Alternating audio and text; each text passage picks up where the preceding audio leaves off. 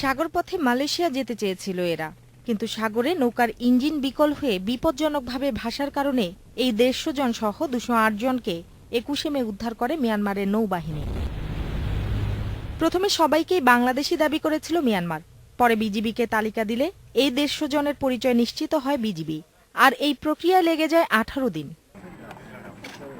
Myanmar বলছে বাংলাদেশ সরকারের কূটনৈতিক তৎপরতার কারণেই এদেরকে দ্রুত ফিরিয়ে দেয়া সম্ভব হয়েছে।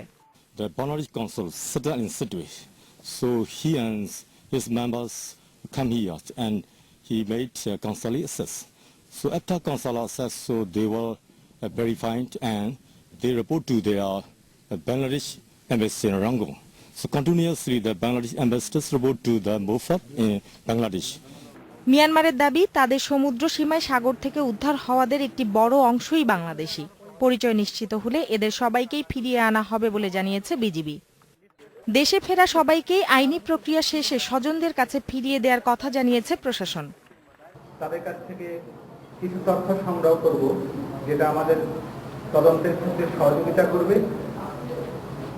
এরপরে তাদেরকে যত তাড়াতাড়ি সম্ভব তাদের প্রকৃত অভিভাবকের কাছে সহজতম উপায়ে আমরা হস্তান্তরের প্রয়োজনীয় ব্যবস্থা নেব।